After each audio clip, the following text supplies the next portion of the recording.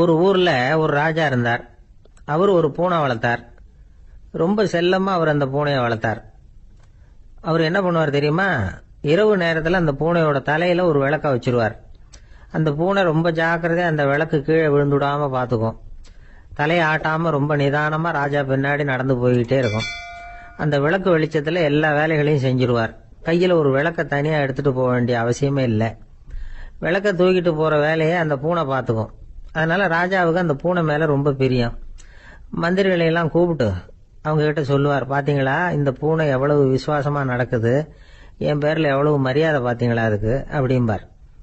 இதை கேட்டுவிட்டு அங்கிருந்த அமைச்சர்கள் ஒருத்தர் சொன்னார், மன்னா நீங்க சொல்றது சரிதான், இருந்தாலும் இந்த பூனையோட விசுவாசத்தை நாம கொஞ்சம் சோதிச்சு பார்க்க வேண்டியிருக்கு அப்படின்னாராம்.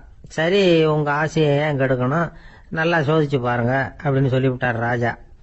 உடனே அந்த அமைச்சர் என்ன பண்ணார் தெரியுமா? எங்கேயோ புறப்பட்டு போனார். ஒரு 5-6 எலிகளை பிடிச்சிட்டு வந்தார். அரண்மனையில் ராஜா ஏதோ வேலை பார்த்துக்கிட்டு இருக்கிறாரு. பக்கத்தில் அந்த பூனை ரொம்ப பணிவா நின்றுகிட்டு இருக்குது. அது தலையில விளக்கு எரிஞ்சுக்கிட்டு இருக்கு. அமைச்சர் தான் பிடிச்சிட்டு வந்த எலிகளை அந்த பூனை பார்வையில படுறது மாதிரி எதிரில் விட்டார். அந்த எலிகள்லாம் அங்கேயும் இங்கேயும் ஓட ஆரம்பிச்சுது. அதை பார்த்தது பூனை. அவ்வளவுதான். தலையில இருக்கிற விளக்க பத்தியும் கவலைப்படல, ராஜாவை பத்தியும் கவலைப்படல. ஒரே பாய்ச்சலா பாஞ்சு எலிகளை துரத்த ஆரம்பிச்சுட்டுது.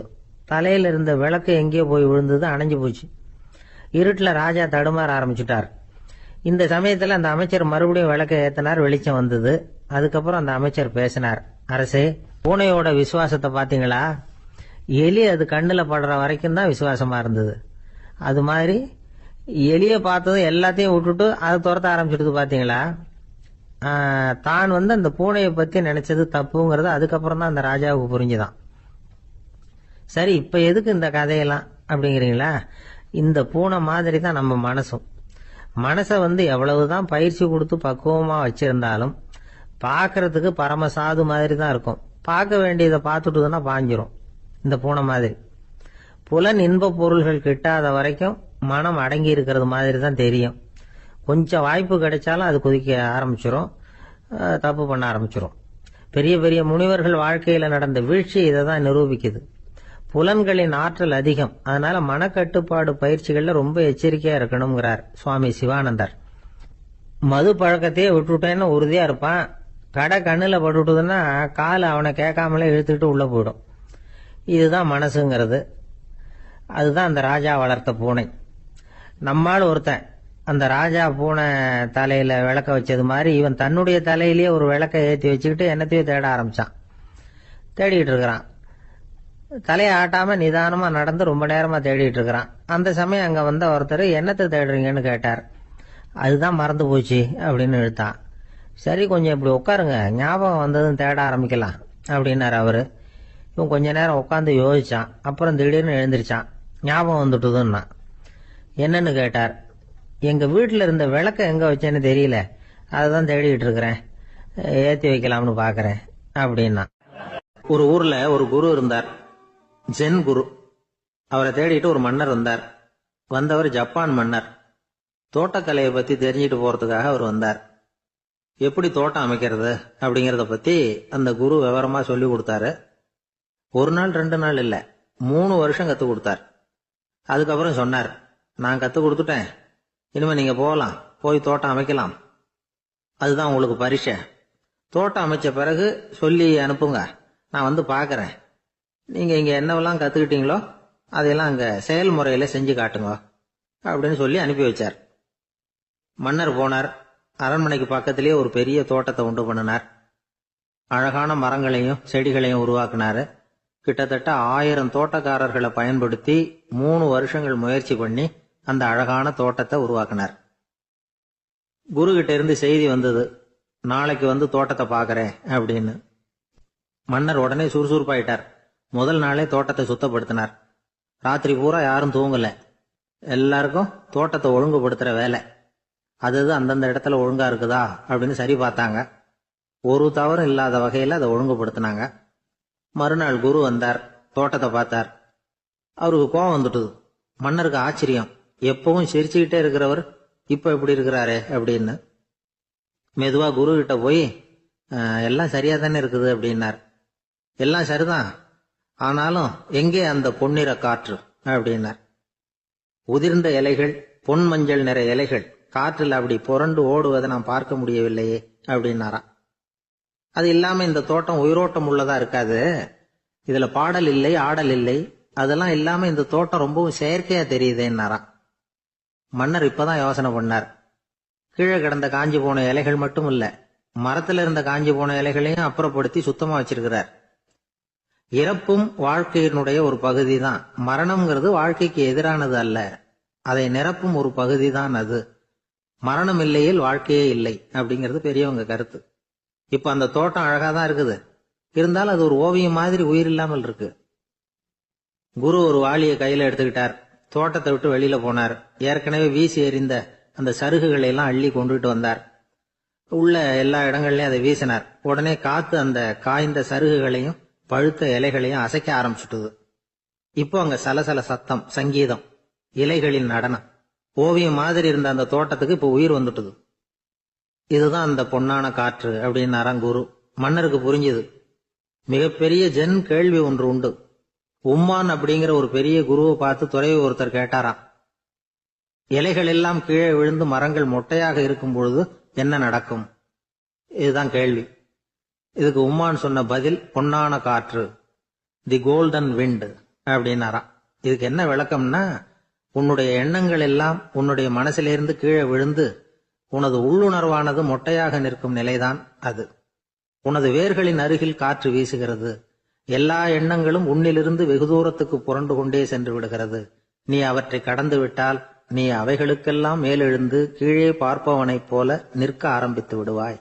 அதுதான் தியானம் என்பது அப்படின்னு சொல்றாங்க. தியானம்ங்கிறது எண்ணத்துக்கு எதிரானது இல்ல, தியானம்ங்கிறது எண்ணங்களை கடந்து செல்வதுதான். அதுக்கப்புறம் நாம பொன்னிற காற்றுல ஆட ஆரம்பிச்சிருவோம். இதுதான் பெரியவர்கள் சொல்றது. என்கிட்ட ஒருத்தர் தோட்டம் அமைக்கணும்னு யோசனை கேட்டு வந்தார். எல்லாம் சொல்லி கொடுத்தேன். செடிகள்லாம் செழிப்பா வளரணும்னா வேர் காயாம பாத்துக்குங்க, தினமும் தண்ணி விடுங்க அப்படின்னு சொல்லி அனுப்பி வச்சேன். ஒரு மாசம் கழிச்சு ஒரு தோட்டத்தை பாக்கிறதுக்காக போனேன். போய் பார்த்தா எல்லா செடியும் வாடி கிடக்குது. என்னங்க இப்படி பண்ணிவிட்டீங்கன்னு. நீங்க சொன்னபடிதான் செஞ்சேன்னார். என்ன செஞ்சீங்கன்னு கேட்டேன். வேர் காயாம பாத்துக்க சொன்னீங்க, தினமும் ஒரு தடவை எல்லா செடியையும் ஒவ்வொன்னா புடுங்கி பார்த்து வேர் காயாம இருக்கா அப்படின்னு பார்த்துட்டு அதுக்கப்புறம் தண்ணி பாய்ச்சனே, அவ்வளவுதான் அப்படின்னார். ஒரு ஜென் துறவி, அவருக்கு ரொம்ப வயசாயிட்டுது, கடைசி காலம். நண்பர்களெல்லாம் கூப்பிட்டார். நண்பர்களே, நான் வித்தியாசமான முறையில சாகணும்னு ஆசைப்படுறேன், அதுக்கு ஏதாவது யோசனை சொல்லுங்களேன் அப்படின்னு கேட்டாராம். நண்பர்கள் சிரிச்சாங்க. என்ன பேச்சு பேசுறீங்க, சாவறதுங்கிறது என்ன விளையாட்டு கத்தனமான காரியமா அப்படின்னு கேட்டிருக்காங்க. அந்த துறவி கொஞ்ச நேரம் யோசனை பண்ணார். அப்புறம் கேட்டாராம், இதுவரைக்கும் யாராவது நடந்துகிட்டே இறந்துருக்கிறாங்களா அப்படின்னாராம். எல்லாரும் இல்லைன்னாங்களாம். ஒருத்தர் மட்டும் சொல்லியிருக்கார். அப்படியும் ஒருத்தர் இறந்திருக்கிறதாக ஒரு கதையில படிச்சிருக்கிறேன், ஒரு ஞானியால தான் அப்படியெல்லாம் செய்ய முடியும் அப்படின்னு அவர் சொன்னாராம். சரி, அப்படின்னா அந்த முறை நமக்கு வேணாம், நின்றுகிட்டே யாராவது உயிரை விட்டுருக்காங்களா அப்படின்னு விசாரிச்சாராம். அப்படியும் ஒருத்தர் இறந்திருக்கிறார் அப்படின்னாங்களாம். மறுபடியும் அந்த துறவி யோசனை பண்ணியிருக்கிறார். ஏதாவது வித்தியாசமான முறையில் நாம் போகணும் அப்படிங்கிறது அவருடைய விருப்பம். மனிதன் எப்படி வாழ்கிறானோ அப்படி இறப்பதுதான் நல்லது. சரி, யாராவது தலைகீழா யோகம் செய்யும் நிலையில இறந்திருக்கிறாங்களா அப்படின்னு விசாரிச்சாராம். நண்பர்கள் சிரிச்சாங்க. தலைகீழா நின்னபடி இறந்ததாக நாங்க கேள்விப்பட்டதே இல்லை, அது முடியாத காரியம் அப்படின்னு இருக்காங்க. இப்ப அந்த துறவிக்கு திடீர்னு உற்சாகம் வந்துட்டுது. உடனே எழுந்திருச்சார், தலைகீழா நின்னார், அப்படியே உயிரை விட்டுட்டார். அவ்வளவுதான். அந்த மடாலயத்துல ஒரே குழப்பம். எப்படி அவரை கீழே இறக்கி படுக்க வைக்கிறது அப்படின்னு புரியல. இப்படி உயிர் விடுறத பத்தி அவங்க இதுவரைக்கும் கேள்விப்பட்டதும் இல்லை. உண்மையிலேயே இவர் இறந்துதான் போனாராங்கிறதும் தெரியல. சோதிச்சு பார்த்தாங்க. இதய துடிப்பு, நாடி துடிப்பு எல்லாம் நின்று போயிருந்தது. இவர் எப்பவும் இப்படித்தான், என்ன பண்றது இப்போ அப்படின்னு சொல்லி எல்லாரும் குழம்பிக்கிட்டு இருக்கிற சமயத்துல ஒரு பெரியவர் யோசனை சொன்னார்.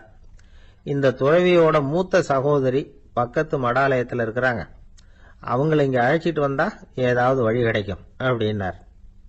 அந்த அம்மாவுக்கு 90 வயசு. அழைச்சிட்டு வந்தாங்க. ஒரு குச்சியை ஊன்றிக்கிட்டு அப்படியே மெதுவா நடந்து வந்தாங்க. தம்பி, தலைகீழா நின்று உயிர் விட்டு இறக்கிறத பார்த்தாங்க. தம்பின்னு கூப்பிட்டு பார்த்தாங்க, ஒன்றும் காணும். உடனே என்ன பண்ணாங்க, தன்னுடைய கைத்தடியால தம்பியோட உடலை ஒரு தட்டு தட்டினாங்க. ஏப்பா, சாகரப்பும் உன்னுடைய குறும்புத்தனத்தை விடலையா? இப்படியாடா சாகிறது? ஒழுங்கா செத்து தொலை அப்படின்னாங்களாம். அவ்வளவுதான். உடனே அந்த துறவி திரும்பி நேரா நின்னார். அக்கா, கோவப்படாத, நான் ஒழுங்கா சாகிறேன், எப்படி செத்தா என்ன, எல்லாம் எனக்கு ஒண்ணுதான் அப்படின்னு சொல்லிவிட்டு அப்படியே தரையில படுத்து உயிரை விட்டாராம். அதுக்கப்புறம் அந்த அம்மா கோலை கையில எடுத்துக்கிட்டு அப்படியே திரும்பி கூட பார்க்காம அவங்க பாட்டுக்கு போயிட்டாங்களாம். மரணத்தை ஒரு விளையாட்டாக ஆக்கிய அந்த துறவிக்கு வாழ்க்கையே ஒரு விளையாட்டா தான் இருந்திருக்குது. எந்த நோக்கமும் இல்லாம செயல்படுறதுன்னா என்னங்கிறதும் அவருக்கு தெரிஞ்சிருக்குது. பயனை எதிர்பார்க்காம பணி செய்து வாழ்ந்து மறைந்த மகான் அவர். தம்முடைய தொழிலை விளையாட்டு போல செய்ய தெரிஞ்சவருக்கு வாழ்க்கையே ஒரு விளையாட்டா மாறிடும். எல்லாமே விளையாட்டாகி விடுகிற போது மரணமும் விளையாட்டாகிவிடும் அப்படிங்கிறது தான் அந்த தத்துவம். ஆனா அதுக்கு முன்னாடி உங்களுக்குள்ள இருக்கிற உண்மையான நடிகனை நீங்க அடையாளம் கண்டுபிடிக்கணும். நீங்க நடிக்க வேண்டியதே இல்லை, நீங்க ஏற்கனவே நடிச்சுக்கிட்டு தான் இருக்கிறீங்க. நீங்க இந்த உண்மையை தெரிஞ்சுக்கணும், அவ்வளவுதான். இதுதான் ஞானிகளுடைய கருத்து. வாழ்க்கையை சரியா புரிஞ்சுக்கிட்டா எல்லாமே நடிப்புங்கிறது புரியும். கல்யாண பத்திரிக்கை அனுப்பியிருந்தேனே, ஏண்டா வரலன்னு கேட்டான் ஒருத்தன். வந்திருந்தேனே அப்படின்னானா இவன். டேய், ஏண்டா போய் சொல்ற, நான் பத்திரிக்கையே உனக்கு அனுப்பலையே அப்படின்றான் அவன். அதுக்கு இவன் சொன்னானா, பத்திரிக்கை அனுப்புனேன்னு நீ போய் சொல்றப்போ கல்யாணத்துக்கு வந்தேன்னு நான் போய் சொல்லக்கூடாதா அப்படின்னானா.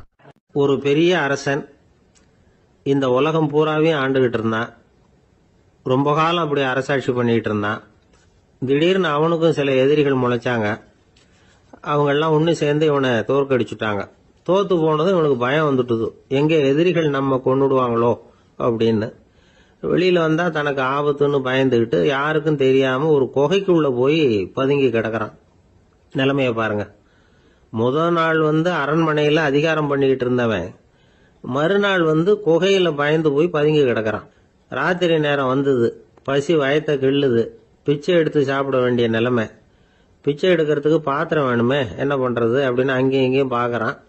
ஒரு மூலையில யாரோ விட்டுட்டு போன ஒரு ஓடு கிடக்குது. அதை எடுத்துக்கிட்டு புறப்பட்டான். இருட்டுல வழி புரியல. ஏதோ ஒரு யூகத்துல காலை மெதுவா எடுத்து வச்சு நடந்து போயிட்டு இருக்கிறான். வழியில ஒரு கருப்பு நாய் படுத்து கிடந்தது. இருட்டுல அவன் இது கண்ணுக்கு சரியா தெரியல, அவனுக்கு தவறி போய் காலை வச்சுட்டான். அது மேல நாய் சும்மா இருக்குமா, வள்ளுன்னு உழுந்து கடிச்சு விட்டுது. காலை பாக்குறான், காலத்தையும் நினைச்சு பாக்குறான். அரண்மனையில வீரக்கழல் அணிந்த காலை உடைய மன்னா அப்படின்னு புகழ்வாங்களே புலவர்கள்லாம். ஆனா அது இன்னைக்கு நாய் கடிச்ச காலம் ஆயிட்டுதே அப்படின்னு நினைக்கிறான். அது மட்டும் இல்ல, முன்னாடி எல்லாம் பொற்கிண்ணங்கள்ல தான் அவன் சாப்பிடுவான். ஆனா இப்போ உடைஞ்சு போன ஓட்டு, அது ஓட்டை கையில வச்சுக்கிட்டு நிக்கிறான். அதுல ஏதாவது யாராவது சாப்பாடு போடுவாங்களான்னு. முன்னாடி எல்லாம் நிறைய பேர் அரண்மனைக்கு வருவாங்க. அரசருக்கு காணிக்கைன்னு சொல்லி இவன் காலடியில கொண்டாந்து கொட்டுவாங்க. அப்போல்லாம் இவன் அந்த ஜனங்களுடைய முகத்தை திரும்பி கூட பாக்குறது இல்ல, ரொம்ப கர்வமா உட்காந்துருப்பான். அதே ஆளு இன்னைக்கு எல்லாரு கண்ணிலையும் படுறது மாதிரி பிச்சை எடுத்துக்கிட்டு இருக்கிறான். அப்போலாம் காணிக்கைகளை தன்னுடைய கையால வாங்குறது தனக்கு கௌரவ குறைச்சல்னு நினைச்சு தன்னுடைய வேலைக்காரங்களை விட்டு தான் அதை வாங்க சொல்லுவான். இப்போ பாத்தீங்கன்னா அவனே தன் கையாலேயே பிச்சை வாங்குறான். நினைச்சு பாருங்க, அந்த மனுஷன் முத நாள் அரசன், மறுநாள் பிச்சைக்காரன். எவ்வளவு வித்தியாசம். செல்வம் தான் இப்படி ஒரு வித்தியாசம் ஏற்படுறதுக்கு காரணம். அப்படிப்பட்ட செல்வம் வாழ்க்கையை நடத்துறதுக்கு நமக்கு தேவைதான். ஆனா அதையே நாம் அடைய வேண்டிய பயனா நினைக்கிறோம் பாருங்க, அதுதான் வேடிக்கை. இத நம்மாழ்வார் அழகா ஒரு பாசுரத்துல சொல்றார். ஒரு நாயகமாய் ஓட உலகுடன் ஆண்டவர், கருணாய் கவர்ந்த காலர், சிதைகிய பானையர், பெருநாடு காண இம்மையிலே பிச்சைதாம் கொள்வர், திருநாரணன் தாழ் காலம் பெற சிந்தித்து உய்மினோ அப்படிங்கிறார் நம்மாழ்வார். ஒரு பெரிய பணக்காரர் ஒரு துறவிகிட்ட போய், சாமி என்கிட்ட நிறைய பணம் இருக்கு, இருந்தாலும் நிம்மதி இல்ல, என்னால நிம்மதியா இருக்க முடியல, என்ன காரணம்னு கேட்டாராம். உடனே அந்த துறவி இதுக்கு நேரடியா பதில் சொல்லாம பக்கத்துல நின்றுகிட்டு இருந்த ஒரு குழந்தைய கூப்பிட்டார். அது ஓடியாந்தது. ஒரு ஆப்பிள் பழத்தை எடுத்து அது கையில கொடுத்தார். அதை வாங்கிக்கிட்டு குழந்தை சிரிச்சுது. இன்னொரு பழத்தை எடுத்து கொடுத்தார். அதை இன்னொரு கையில வாங்கிட்டு சிரிச்சுது. மூணாவது ஆப்பிள் எடுத்து கொடுத்தார். 2 பழத்தையும் நெஞ்சில் அணைச்சிக்கிட்டு 3வது பழத்தையும் வாங்கறதுக்கு முயற்சி பண்ணிச்சு. ஆனா அது உடனே நழுவி கீழே விழுந்து உருண்டு ஓடிச்சு. ஏற்கனவே இருந்ததும் விழுந்துட்டுது. இப்ப அந்த குழந்தை அழ ஆரம்பிச்சுட்டுது. இப்ப அந்த துறவி பணக்காரர்கிட்ட சொன்னாராம், குழந்தைய கவனிச்சியா, 2 ஆப்பிள் போதும்னு அது நினைச்சிருந்தா இப்போ அது அழ வேண்டிய அவசியம் வந்திருக்குமா அப்படின்னாராம். எதுவுமே அளவுக்கு மிஞ்சினா துன்பம்தான். இந்த காலத்துல இதெல்லாம் யாரு காதுல வாங்குறாங்க? ஒருத்தனை நல்ல வழிக்கு கொண்டு வரணும்னு நினைச்சு அவனை கூப்பிட்டு உட்கார வச்சு இந்த கதையை சொல்லிட்டு இருந்தாங்க. சொல்லிவிட்டு அந்த குழந்தை செஞ்சது தப்பு தானே அப்படின்னு கேட்டிருக்கிறாங்க. ஆமாம், தப்பு தான். நானா இருந்தா அப்படி செஞ்சிருக்க மாட்டேன் நானா இவன். 2 பழமே போதும்னு சொல்லியிருப்பியா அப்படின்னு கேட்டிருக்காங்க. அப்படி இல்லைங்க, அவர் கொடுக்க கொடுக்க ஒவ்வொரு பழமா வாங்கி பின்னாடி வச்சுட்டு மறுபடியும் கையை நீட்டுவேன் அப்படிங்கிறானா. இவெல்லாம் எந்த காலத்துல திருந்துறது? ஒரு ஊர்ல ஒரு புகழ்பெற்ற பத்திரிகையாளர் இருந்தார். அவர் ஒரு நாள் திடீர்னு இறந்து போயிட்டார். அதுக்கப்புறம் நேரா சொர்க்கத்துக்கு போனார். சொர்க்கத்தின் வாசல்ல நின்றுகிட்டு இருந்த ஒருத்தர் அவரை தடுத்தார்.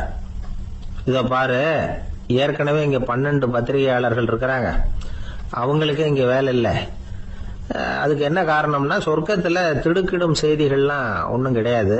அப்படி என்ன இருக்க போகுது இங்க எல்லாம் அது ஒழுங்கா நடந்துகிட்டு இருக்கோம். எல்லாம் ஒழுங்கா நடந்தா பத்திரிகைகளுக்கு சுவாரஸ்யமான கொலை கொள்ளை தீ வைப்பு இது மாதிரி எதுவும் இங்க இல்லை. ஏற்கனவே இங்க இருக்கிறவங்க எல்லாரும் மரத்தடியில் உட்காந்துக்கிட்டு தியானம் பண்ணிட்டு இருக்கிறாங்க. அந்த ஒரே செய்தி தான் தினமும் இங்க வந்துகிட்டு இருக்குது. அதை படிக்கிறதுக்கே இங்க ஆள் கிடையாது. அதனால நான் என்ன சொல்றேன்னா, நீ பேசாம நரகத்துக்கே போயிடு. அங்க எவ்வளவோ நிகழ்ச்சிகள் நடந்துகிட்டு இருக்கு. அங்கதான் அதிகமான பத்திரிகையாளர்கள் தேவைப்படுறாங்க. அங்க உனக்கு நிறைய வேலை இருக்கும். அதை செய்யறதில்ல, நீயும் மகிழ்ச்சியா இருக்கலாம் அப்படின்னு சொன்னாராம். அங்க அந்த சொர்க்கத்தின் வாசல்ல நின்றுகிட்டு இருந்தவர். இந்த பத்திரிகையாளர் அங்கேயே நின்று கொஞ்சம் யோசனை பண்ணார். இவருக்கு சொர்க்கத்திலே இருக்கணும்னு தான் ஆசை. அதனால மெதுவா அவர்கிட்ட பேசினாராம். ஐயா, என்ன ஒரு 24 மணி நேரம் இங்க உள்ள இருக்கிறதுக்கு அனுமதி கொடுங்க. இங்க இருக்கிற பல பத்திரிகையாளர்களை எனக்கு தெரியும். அவங்கள சில பேரை சமாதானப்படுத்தி மெதுவா பேசி நரகத்துக்கு அனுப்பி வச்சுடுறேன். நான் இங்க இருந்துக்கிறேன். உங்க கணக்குப்படி 12 பேருக்கு மேல இங்க தாண்டாது, அப்படி பாத்துக்கிறேன் அப்படின்னாராம். அவரும் யோசனை பண்ணி பார்த்துட்டு, சரி அப்படியே உனக்கு அனுமதி கொடுக்குறேன், ஆனா ஒரு விஷயம், 24 மணி நேரம் தான் அனுமதி, அதுக்குள்ள எல்லாம் நடக்கணும் அப்படின்னு இருக்காரு. சரின்னு சொல்லிவிட்டு இந்த பத்திரிகையாளர் உள்ள போனார். யோசனை பண்ணார். திட்டம் போட்டு ஒரு பொருளையை கிளப்பி விட்டார். சக பத்திரிகையாளர்கள் எல்லாம் கூப்பிட்டு சொன்னாராம், இந்த பாருங்க, நரகத்துல ஒரு பெரிய தினசரி பேப்பரை கொண்டுகிட்டு வர்றதுக்காக திட்டம் போட்டுக்கிட்டு இருக்காங்க. அதுக்கு பல அதிகாரிகள் தேவைப்படுறாங்க. நிறைய சம்பளம் கிடைக்கும். யார் யாரெல்லாம் நரகத்துக்கு போக ஆசைப்படுறாங்களோ அவங்க எல்லாம் போகலாம் அப்படின்னு ஒரு பொருளையை கிளப்பி விட்டார்.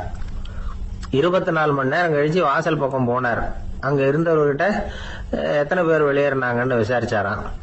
அப்போ அவரு இவரை, நீ வெளியே போகக்கூடாது, முதல்ல உள்ளதான் இருக்கணும் அப்படின்னு தடுத்தாராம். அப்புறம் சொன்னாராம், நீ சொன்ன செய்தியை கேட்டதும் இங்க இருந்த எல்லா பத்திரிகையாளர்களுமே நரகத்துக்கு போயிட்டாங்கப்பா, உள்ள யாருமே இல்லை, அதனால நீ உள்ளே இருக்கலாம் அப்படின்னாராம். இதை கேட்டதும் இந்த பத்திரிகையாளரே குழம்பி போயிட்டார்.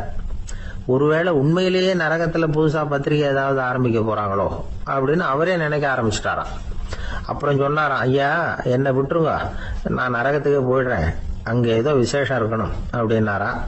இல்லைன்னா இத்தனை பேரும் ஒட்டுமொத்தமா அங்க போறதுக்கு சான்ஸே இல்லை, என்ன தடுக்காதீங்கன்னு கெஞ்ச ஆரம்பிச்சுட்டாராம்.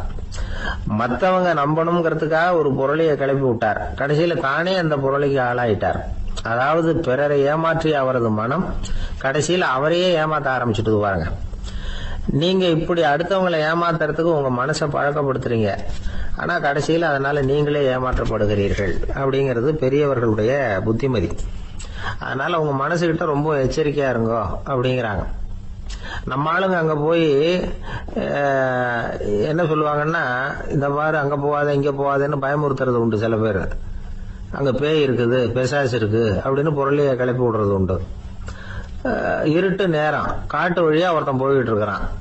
அங்க பேய் பிசாசு நடமாட்டம் இருக்கிறதாக வதந்தி. இவன் பயந்துகிட்டே வேகமா போறான். காடு முடிஞ்சு மெயின் ரோட்டுக்கு வந்து சேர்ந்தான். அப்பாடா, ஒரு பஸ் நின்றுட்டு இருக்கு தனியா, இருட்டுல லேசா தெரிஞ்சது. ஓடி போய் ஏறி உள்ள உட்காந்துக்கிட்டான். பயந்துகிட்டே போனவன் அப்புறம் தான் தெரியுது உள்ள யாருமே இல்லை, டிரைவரும் இல்லை, கண்டக்டரும் இல்லை, வேற யாரும் இல்லை. இவனுக்கு பேய் பயம் அதிகமா போட்டுது. ஏன்னா நடு ராத்திரி. இந்த நேரம் பார்த்து அந்த பஸ் தானே நகர ஆரம்பிச்சுதான். இவனுக்கு இன்னும் பயம் அதிகமா போட்டுது. ஏன்னா டிரைவர் சீட்டு காலியா இருக்கு, பஸ் நகருது. இவன் உடம்பு பூரா நடுங்க ஆரம்பிச்சுட்டுது. வீல்னு கத்தலாமான்னு பார்த்தான். அந்த நேரம் பார்த்து அவன் தோல்ல ஒரு கை விழுந்துதான். திடுக்கிட்டு திரும்பி பார்த்திருக்கிறான். அங்க டிரைவர் நிக்கிறாரு. அவரு சொன்னாராம், ஏன்பா, ஏற்கனவே பஸ் பிரேக் டவுன், நாங்கெல்லாம் பின்னாடி இறங்கி நின்று தள்ளிட்டு இருக்கிறோம், நீ மட்டும் ஜாலியா ஏறி உக்காந்துக்கிட்டியா, இறங்கி வந்து தள்ளப்பா அப்படின்னாராம். அமெரிக்க ஜனாதிபதி ஆப்ரஹாம் லிங்கன் ஒரு நாள் தன்னோட கோச்சு வண்டியில தலைநகரான வாஷிங்டனுக்கு போயிட்டு இருக்கிறார். கோச்சு வண்டி ஒரு சாலையில போயிட்டு இருக்கு. அந்த சாலைக்கு ஒரு பக்கத்துல பயங்கரமான சதுப்பு நிலம். சதுப்பு நிலம்னா அது புதைகுழி, புதை மணல்ங்கிறோம்ல, அது மாதிரி. அந்த சதுப்பு நிலத்துல யாராவது மாட்டிக்கிட்டா அவ்வளவுதான், ஆளை கொஞ்சம் கொஞ்சமா உள்ள அமுக்கிவிடும், தப்பிச்சு கரையேறது கஷ்டம். அப்படிப்பட்ட நிலம் அது. ஆப்ரஹாம் லிங்கன் ஏதோ ஒரு முக்கியமான அரசாங்க வேலையா போயிட்டு திரும்பி வந்துட்டு இருக்கிறார். அதனால அந்த சமயத்துல அவர் விலை வசந்த ஆடைகளை அணிஞ்சிருக்கிறார். அப்படி அவர் அந்த கோச்சு வண்டியில வந்துகிட்டு இருக்கிறாரு. அந்த சமயத்துல ஒரு காட்சி அவர் கண்ணுல பட்டுட்டுது. என்ன தெரியுமா? ரோட்டுக்கு பக்கத்துல இருந்த சதுப்பு நிலத்துல ஒரு இளம் பன்றி குட்டி சிக்கிக்கிட்டு தவிச்சுக்கிட்டு இருக்குது, பரிதாபமா கத்திக்கிட்டு இருக்குது. அதை பார்த்தார் லிங்கன். அவருக்கு இன்னும் மாதிரி ஆயிட்டுது. உடனே வண்டியை நிறுத்த சொன்னார், கீழே இறங்கினார். தன்னோட விலை வசந்த ஆடைகளை பத்தி லட்சியம் பண்ணவே இல்லை. தனக்கே ஆபத்து வரலாம்ங்கிறத பத்தியும் கவலைப்படல. தான் ஒரு குடியரசுத் தலைவருங்கிறத பத்தியும் அவர் நினைச்சு பார்க்கல. நேரா அந்த சதுப்பு நிலம் பக்கமா போனாரு. அந்த சேத்துல இறங்கி பன்றிக்குட்டியை காப்பாத்தி கரைக்கு கொண்டுட்டு வந்து சேர்த்துட்டார். அதுக்கப்புறம் நிம்மதியா கோச்சு வண்டியில ஏறி வெள்ள மாளிகைக்கு வந்து சேர்ந்தார். டிரெஸ், உடம்பு பூரா சேரு சகதி. பாக்குறவங்களுக்கெல்லாம் ஆச்சரியமா போச்சு. அவங்களுக்கு ஒன்றும் புரியல. இவர் நேரா ட்ரெஸ் மாத்திக்கிறதுக்காக போனாரு. கோச்சு வண்டி ஓட்டிட்டு வந்தவன் கிட்ட போய் எல்லாரும் கேட்டாங்க, என்ன ஆச்சு அப்படின்னு. அவர் வர்ற வழியில நடந்த விவரத்தை சொன்னார். ஆப்ரஹாம் லிங்கனுடைய இந்த இறக்க குணத்தை எல்லாரும் பாராட்டினாங்களாம், புகழ்ந்தாங்களாம். ஆனா இதுக்கு லிங்கன் என்ன பதில் சொன்னார் தெரியுமா? தயவு பண்ணி இந்த புகழ்ச்சியான பேச்சையெல்லாம் ஒதுக்குங்க, அதெல்லாம் வேணாம். அந்த சின்ன பிராணி சகதியில மாட்டிக்கிட்டு துடிச்சுக்கிட்டு இருந்தது, அதை பார்த்தேன். உடனே என்னுடைய இதயத்துல ஒரு முள்ளு தைச்சது மாதிரி ஒரு உணர்வு. அந்த முள்ளை பிடுங்கி எறிஞ்சேன், அவ்வளவுதான். உண்மையில அந்த பிராணிக்கு நான் உதவினேங்கிறத விட எனக்கு ஏற்பட்ட இன்னலை போக்கிட்டேன் அப்படிங்கறதுதான் உண்மை. அதுதான் பொருத்தம். அப்படி இருக்கிறப்போ இதுல புகழறதுக்கு என்ன இருக்குது அப்படின்னாரு ஆப்ரஹாம் லிங்கன். எவ்வளவு யதார்த்தமான வார்த்தைகள் பாருங்க. இந்த காலத்துல நம்மளையும் பல பேர் அப்படி உண்டு. நீச்சல் தெரியாத ஒரு ஆளு தண்ணியில இறங்கிட்டான். தண்ணி ஆழம்ங்கிறது அப்புறமா தான் தெரிஞ்சுது. தத்தளிக்க ஆரம்பிச்சுட்டான், வாழ் வாழ்னு கத்துறான். கரையில நின்றுட்டு இருந்த ஒருத்தர் இதை பார்த்தார். உடனே அவருக்கு இதயத்துல முள்ளு தைச்சது மாதிரி ஒரு உணர்வு. உடனே குபீர்னு தண்ணியில பாஞ்சார். அவரை காப்பாத்தி கரைக்கு கொண்டுட்டு வந்து சேர்த்தார். இத பார்த்துக்கிட்டு இருந்த இன்னொருத்தர் காப்பாத்தின அந்த ஆளை பாராட்டி புகழ்ந்தார். என்ன புகழாதீங்க சார் அப்படின்னாரு அவர். ஏன்னு கேட்டார் இவர். நான் அந்த ஆளை ஏன் காப்பாத்தினேன் தெரியுமா? அவன் நேத்துக்கு என்கிட்ட 300 ரூபா கடன் வாங்கியிருக்கிறான். இவன் தண்ணியில போட்டான்னா நான் கொடுத்த கடனும் தண்ணியில போடும். அதனாலதான் விழுந்து காப்பாத்தினேன் அப்படின்னா அந்த ஆள். ஒரு ஊர்ல 4 நண்பர்கள் இருந்தாங்க. 4 பேரும் சோம்பேறிகள். 4 பேருக்கும் எந்த வேலையும் செய்யறதுக்கு உடம்பு வளையறதில்லை. இருந்தாலும் சோம்பேறித்தனத்துல ஒருத்தருக்கு ஒருத்தர் கொஞ்சம் வித்தியாசம் உண்டு. அதுக்கு தகுந்த மாதிரி அவங்களுக்கு பேர் அமைஞ்சு போச்சு. ஒருத்தன் கால் சோம்பேறி, இன்னொருத்தன் அரை சோம்பேறி, அடுத்தவன் முக்கால் சோம்பேறி, கடைசி ஆளு முழு சோம்பேறி. இவங்க 4 பேரும் நண்பர்கள். அப்புறம் எப்படி காரியம் நடக்கும்? 4 பேரும் ஒரு வீதியில அப்படியே நடந்து போய்கிட்டு இருக்கிறாங்க. நல்ல பசி. எங்கேயாவது சோறு போடுவாங்களா அப்படின்னு பார்த்துக்கிட்டே வந்தாங்க. அவங்க வந்த வழியில ஒரு 1 ரூபா காசு கிடந்தது தரையில. அவங்க கண்ணுல அது பட்டுது. ஆனாலும் அதை குனிஞ்சு எடுக்கணுமே, அதுக்கு சோம்பேறித்தனம். முழு சோம்பேறி பார்த்தான். பக்கத்துல வந்துகிட்டு இருந்த முக்கால் சோம்பேறி கிட்ட சொன்னானா, டேய் அதை கொஞ்சம் குனிஞ்சு எடுறா அப்படின்னானா. அவன் என்ன பண்ணான் தெரியுமா? அதுக்கு அடுத்தபடியா வந்த அரை சோம்பேறி கிட்ட சொன்னானா, டேய் நீ அதை கொஞ்சம் குனிஞ்சு எடுறா அப்படின்னானா. அவன் இவனை விட மோசம். அடுத்தவங்க கிட்ட சொல்லியிருக்கிறான். அவனும் குனியறதுக்கு தயாரா இல்ல. ஆக கூடி கடைசியில யாருமே காசை எடுக்கல. என்னத்துக்கு அனாவசியமா உடம்ப வளைச்சிக்கணும் அப்படின்னு எல்லாரும் பேசாம வந்துட்டாங்க. அவங்க பாட்டுக்கு நடந்து வந்துகிட்டே இருக்கிறாங்க. எதிரில் ஒருத்தன் வாழைப்பழத்தை வண்டியில வச்சு தள்ளிட்டே வந்தான். ரூபாய்க்கு 4 பழம்னு கூவி வித்துக்கிட்டே வர்றான். இப்ப அந்த முழு சோம்பேறி சொன்னானா, டேய் வழியில கிடந்தத 1 ரூபா, அதையாவது எடுத்துக்கிட்டு வந்திருந்தா இப்ப இந்த பழத்தை வாங்கி ஆளுக்கு ஒண்ணு சாப்பிடலாமே அப்படின்னானா. ஆமா சாப்பிட்டுருக்கலாமே அப்படின்னாங்களாம் மற்றவங்களும். ஆனாலும் திரும்பி போய் அதை எடுக்கணும்னு யாருக்கும் தோணலை. பேசாம சோர்ந்து போய் நடந்து வந்தாங்களாம். இருட்டி போச்சு. வழியில ஒரு கோவில். சரி இங்கேயே படுத்து தூங்குவோம் அப்படின்னா ஒருத்தன். அதுதான் சரின்னாங்க மற்றவங்களும். அப்படியே மண்டபத்தில் படுத்துட்டாங்க. கோவில் அர்ச்சகர் வேலையெல்லாம் முடிச்சு விட்டு வெளியில வந்திருக்காரு. இவங்கள பார்த்தாராம். ஏன் இப்படி சோர்ந்து போய் கிடக்குறீங்க அப்படின்னு விசாரிச்சிருக்காரு. 2 நாளாச்சுங்க நாங்க சாப்பிட்டு அப்படின்னாங்களாம். அவர் உடனே ஐயோ பாவம் அப்படின்னு சொல்லி பானை, விறகு, அரிசி, தண்ணி எல்லாம் கொடுத்து நீங்களே சமையல் பண்ணி சாப்பிட்டுக்குங்க அப்படின்னு சொல்லிவிட்டு போயிட்டார். இந்த 4 பேருக்கும் சமையல் பண்ணி சாப்பிடணும்னு ஆசையா தான் இருந்தது. ஆனா அடுப்பு பற்ற வைக்கணுமே, அதுக்கு தீப்பெட்டி வேணுமே. தீப்பெட்டி இல்ல. இப்ப முழு சோம்பேறி ஆரம்பிச்சான். அடுத்தவனை பார்த்து, டேய் கடைக்கு போய் ஒரு தீப்பெட்டி வாங்கிட்டு வாங்க அப்படின்னு அவன் வழக்கம் போல அடுத்தவங்க கிட்ட சொல்லியிருக்கான். அவன் அதுக்கு அடுத்தவங்க கிட்ட சொல்லியிருக்கிறான். கடைசியா கால் சோம்பேறி கிட்ட வந்து சேர்ந்தது. அவனும் அது நம்மால முடியாது அப்படின்னு பேசாம இருந்துட்டான். இப்ப தீப்பெட்டி வேணுமே, அதுக்கு என்ன பண்றது? அவங்களுக்குள்ள பேசி ஒரு முடிவுக்கு வந்தாங்களாம். அதாவது யாரு முதல்ல வாயை திறந்து பேசுறாங்களோ அவங்க தான் தீப்பெட்டி வாங்கறதுக்கு போகணும் அப்படின்னு. அவ்வளவுதான். உடனே 4 பேரும் வாயை கெட்டியா மூடிக்கிட்டு படுத்துக்கிட்டாங்க. அவங்க சமையல் பண்ணி சாப்பிட்டாங்களா என்ன அப்படிங்கறது அர்ச்சகருக்கு தெரியல. சரி பார்த்துட்டு வரலாமேன்னு வந்தார். வந்து பாக்குறாரு, இவங்க 4 பேரும் அசையாம படுத்து கிடக்குறாங்க. அர்ச்சகர் பயந்துட்டார். ஒருவேளை பசி தாங்காம செத்து போட்டாங்களோ அப்படிங்கிற பயம், அல்லது நாம கொடுத்த உணவுப் பொருள்ல ஏதாவது விஷம் கலந்துருக்குமோ அப்படின்னு பயந்தார். அப்படின்னா நம்ம மேல பழி வந்துருமே அப்படின்னு நினைச்சு நடுங்க ஆரம்பிச்சுட்டார். அப்புறம் அவரும் ஒரு முடிவுக்கு வந்தாராம். கோவிலுக்கு பக்கத்திலேயே ஒரு பெரிய குழி இருந்தது. அதுல ஒவ்வொருத்தரையா இழுத்துக்கிட்டு போய் போட்டார். கொஞ்சம் மண்ணை தள்ளினார். காலால மிதிச்சார். அவர் மிதிச்ச மிதி ஒருத்தன் அடி வயத்துல போட்டுவிட்டது. அவன் உடனே வலி தாங்காம ஐயோ அம்மான்னு அலர்னான். உடனே நடந்தது என்ன தெரியுமா? மத்த 3 பேரும் துள்ளி எழுந்திருச்சாங்களாம். அவனை பார்த்து நீ தாண்டா தீப்பெட்டி வாங்க போகணும், நீ தாண்டா வாங்க போகணும், நீ தான் சத்தம் போட்ட அப்படின்னு சொல்லி ஆரம்பிச்சுட்டாங்களாம். அர்ச்சகர் பார்த்தார். இது பேய் மாதிரி தெரியுதுன்னு நினைச்சுக்கிட்டு ஒரே ஓட்டமா ஓடி போட்டாராம். கிராமப்புறங்கள்ல இப்படி ஒரு கதையை சொல்றது உண்டு. சோம்பல்ங்கிறது நம்ம முன்னேற்றத்துக்கு பெரிய தடை அப்படிங்கறத நாம புரிஞ்சுக்கணும். அதுதான் இந்த கதை சொல்ற நீதி. ஒரு பள்ளிக்கூடத்துல ஒரு புதுமையான போட்டி நடந்துதான். அதாவது சோம்பேறித்தனத்துக்கு பரிசு. அதுல 2வது பரிசு யாருக்குன்னு அறிவிச்சாங்க. ஒரு பையன் எழுந்திருச்சு மெதுவா நடந்து போய் பரிசை வாங்கிட்டான். அடுத்தது முதல் பரிசு யாருக்கு அப்படின்னு அறிவிச்சாங்களாம். அவன் கடைசி வரிசையில இருந்து கத்தனானா, ஐயா அதையும் அந்த பையன் மூலமாவே கொடுத்து அனுப்பி வச்சிருங்க, இங்க வந்தது நான் வாங்கிக்கிறேன் அப்படின்னு. ஒரு ஊர்ல ஒரு ஆள் இருந்தான். தையல் கடை வச்சிருந்தான். அவங்கிட்ட ஒருத்தன் ஒரு சட்டை துணி எடுத்து கொடுத்து தைக்க சொல்லியிருந்தான். வர்ற சனிக்கிழமை வா வந்து வாங்கிட்டு போ அப்படின்னு அவன் சொல்லியிருந்தான். அதே மாதிரி இவன் வந்தான். அவன் தச்சு வச்சிருந்த சட்டையை கொடுத்தான். இவன் வாங்கி அங்கேயே போட்டு பார்த்தான். கை நீளம் ஒண்ணுக்கு ஒண்ணு வித்தியாசமா இருந்தது. வலது கை இடது பக்கத்தை விட நீளம் குறைச்சலா இருந்தது. அவன் முணுமுணுக்க ஆரம்பிச்சுட்டான். என்ன இது இப்படி தைச்சுட்டியேன்னு. இதுக்கு அவன் சொன்னான், ஐயோ இதுக்காகவா சங்கடப்படுறீங்க? வலது கையை மட்டும் கொஞ்சம் உள்ள இழுத்தாப்புல வச்சுக்கிட்டீங்கன்னா சரியா போகுது. மற்றபடி அந்த சட்டையில உள்ள கலை அம்சத்தை கவனிங்க.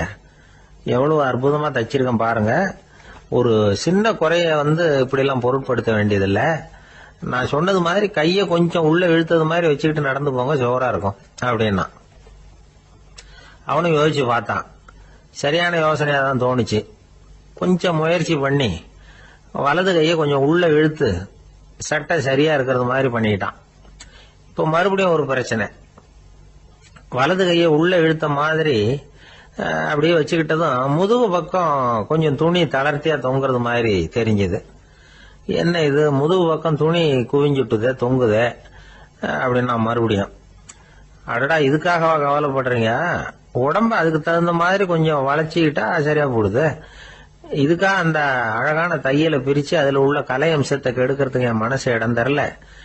எவ்வளவுக்கு தளர்த்தியா இருக்கோ அவ்வளவுக்கு கொஞ்சம் உடம்ப வளைச்சி அப்படி குனிஞ்சது மாதிரி போங்க போதும் அப்படின்னா. அதுவும் நல்ல யோசனையா தான் பட்டுது இவனுக்கு. சரின்னு சொல்லிவிட்டு புறப்பட்டான். தெருவில் இறங்கினான். கைய கொஞ்சம் உள்ள இழுத்தான். உடம்ப கொஞ்சம் முன்னால வளைச்சான். சட்டைக்கு தகுந்த மாதிரி உடம்ப பண்ணிட்டான். மெதுவா நடந்து போறான். இப்போ எதிரில் இன்னொருத்தன் வரான். இவனை பாக்குறான். இவன் போட்டிருக்கிற சட்டைய பாக்குறான். ஆஹா அற்புதம்ங்கிறான்.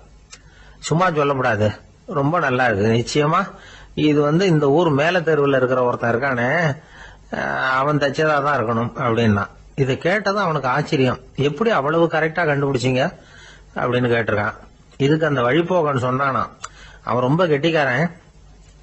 உங்களை மாதிரி உடம்பும் கையும் வளைஞ்சு போன ஒரு ஆசாமிக்கு அவனை தவிர வேற யாராலேயும் இவ்வளவு பொருத்தமான ஒரு சட்டையை தைக்க முடியாது அப்படின்னானா.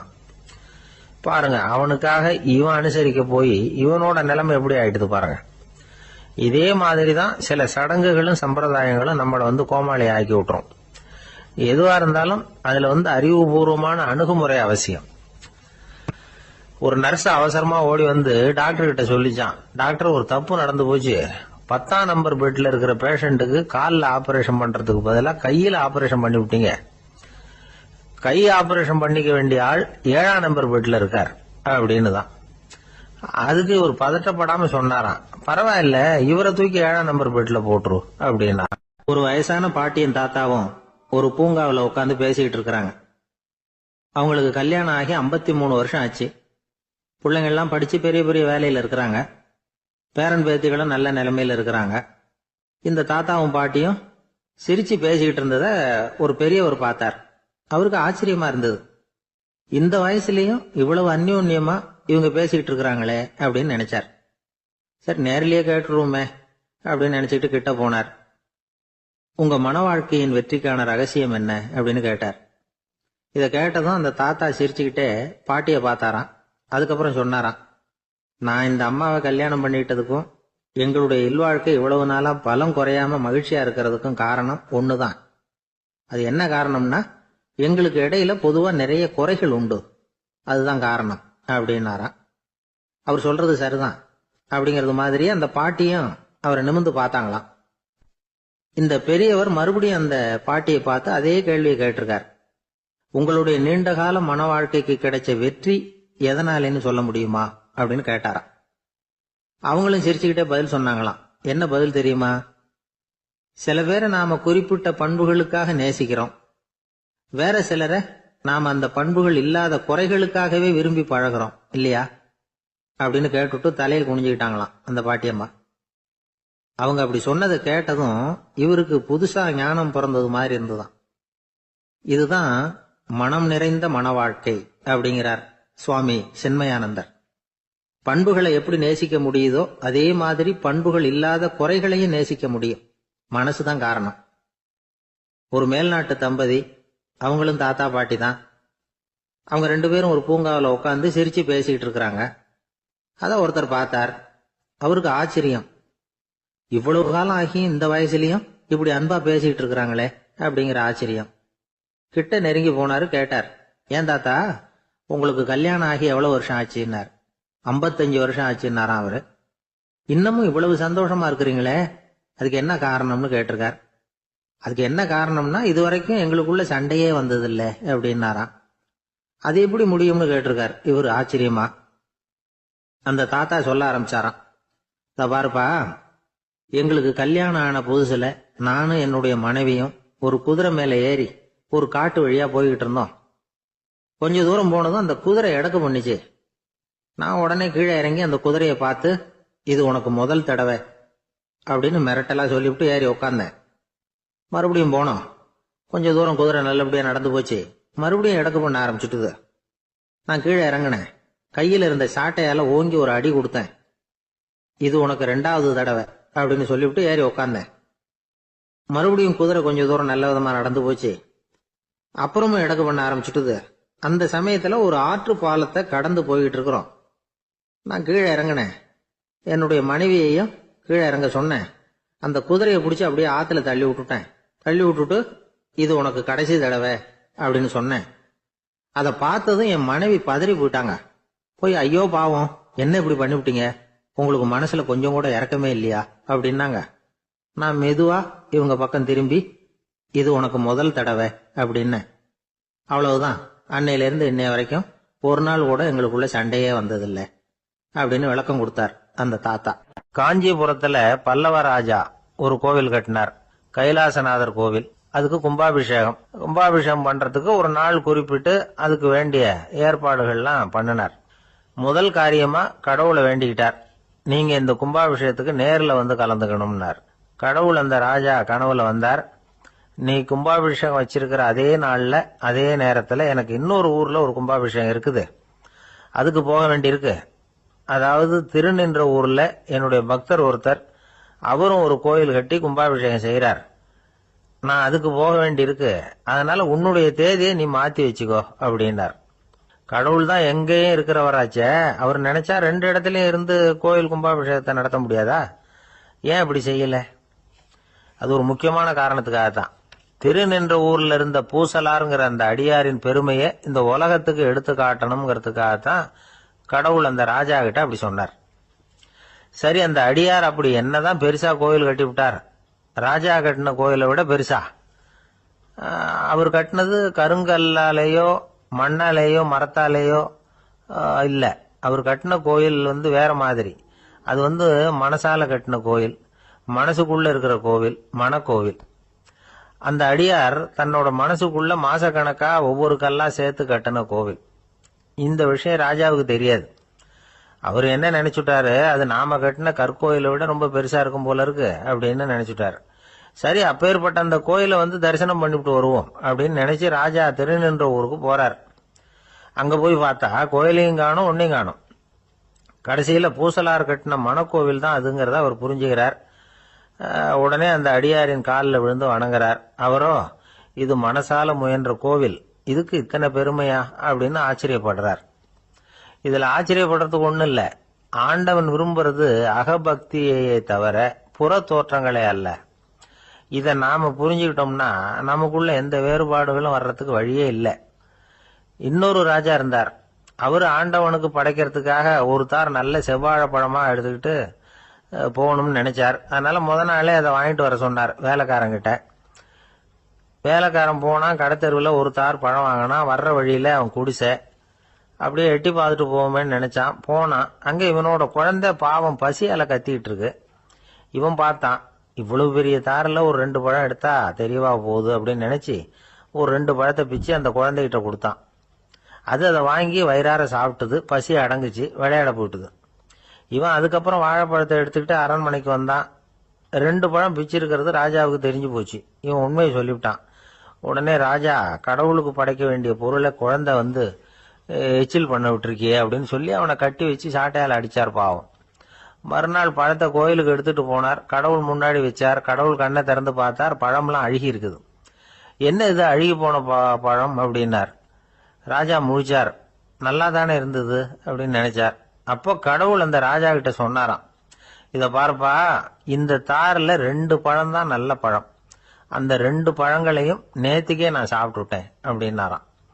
அப்பதான் ராஜாவுக்கு புரிஞ்சுது, ஏழை குழந்தையின் பசியை தீர்க்கறதுக்காக உதவுன அந்த 2 பழம் தான் இறைவன் சாப்பிட்ட பழம்னு. இறைவன் இருக்கிற இடம் எது? இதுதான். இந்த உலகத்துல மனுஷன் எவ்வளவோ தவறுகள் செய்யறான். அதுக்கெல்லாம் என்ன காரணம்? அதை பத்தின ஆராய்ச்சி தான் இன்னைக்கு. இதுக்கு ஆராய்ச்சி என்னத்துக்கு, அது தெரிஞ்ச விஷயம் தானே அப்படின்னு நீங்க நினைக்கலாம். ஆனா அப்படி அலட்சியமா இந்த விஷயத்தை விட்டுறக்கூடாது. பொதுவா எல்லோரும் நினைக்கலாம், எது சரி எது தவறு அப்படின்னு தெரியாததுனால தான் மனுஷன் தப்பு பண்றான் அப்படின்னு. ஆனா அப்படி சொல்லிட முடியாது. மனுஷன் தெரிஞ்சே தான் தவறுகள் பண்றான். இப்போ உதாரணத்துக்கு, ஒரு சாலையில இடது பக்கம் போக வேண்டிய ஒருத்தர் நடுக்கோட்டை தாண்டி வலது பக்கமா வண்டியை ஓட்டிட்டு போறாருன்னு வச்சுங்க. என்னப்பா இது தப்பு இல்லையா அப்படின்னு அவர்கிட்ட கேட்டா, அதெல்லாம் எனக்கு தெரியும், நீ உன் வேலையை பார்த்துட்டு போ அப்படிம்பார். வலது பக்கமா போறது தப்புன்னு தெரிஞ்சே தான் அவர் அப்படி செய்யறார், அப்படி போறார். பெரிய உத்தியோகத்துல இருக்கிறவங்க கூட லஞ்சம் வாங்குறாங்க. அவங்களுக்கெல்லாம் லஞ்சம் வாங்குறது தப்புன்னு தெரியலன்னு அர்த்தம். திருடுறது தப்புன்னு தெரியாமலாம் மனுஷன் திருடுறான். நல்லாவே தெரியும். நீங்க வேணும்னா கேட்டு பாருங்க, வேற வழி இல்ல அதனாலதான் திருடுறேன்பா. திருடுறது ஒரு புண்ணியமான காரியம்னு திருடனே கூட சொல்ல மாட்டான்.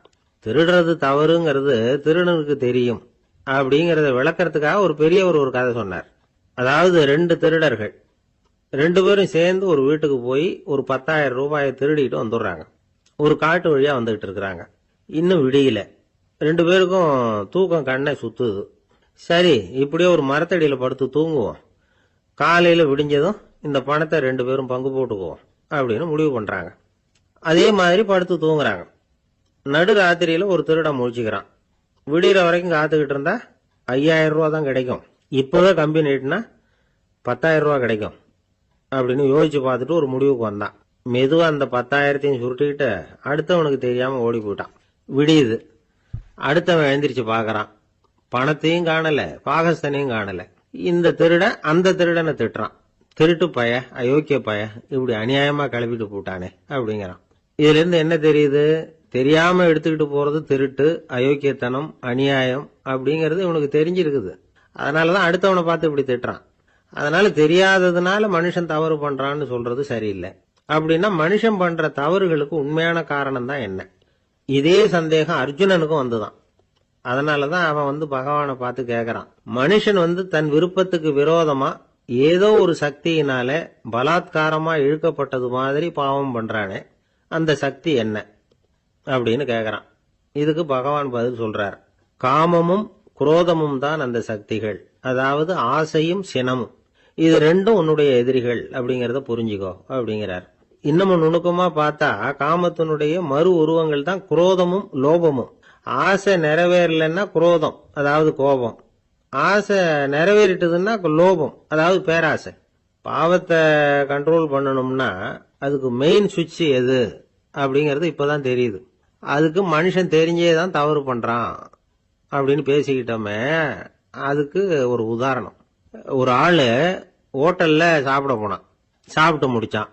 எழுந்திரிச்சு முதலாளி கிட்ட பில்ல கொடுத்தான். காசை கொடுக்கல. முதலாளி பணம் கொடுன்னு கேட்டார். இவன் என்கிட்ட பணம் இல்லைன்னா. முதலாளி கொஞ்சம் கூட அலட்டிக்கல. உள்ள இருந்து ஒரு ஆளை கூப்பிட்டார். இவனை கூப்பிட்டுட்டு போய் இட்லி மாவு ஆட்ட சொல்லுனார். இவனும் கவலைப்படாம உள்ள போயிட்டான். அப்போ அழைச்சிட்டு போற ஆளு கேக்குறான், ஏன் சார் சாப்பிடுறதுக்கு முன்னாடி காசு இல்லைங்கிறது உங்களுக்கு தெரியாதா அப்படின்னு கேக்குறான். தெரியும், காசு இல்லைங்கிறதும் தெரியும், காசு இல்லாம சாப்பிட்டா மாவாட்டணுங்கிறதும் தெரியும் அப்படின்னா அந்த ஆள்.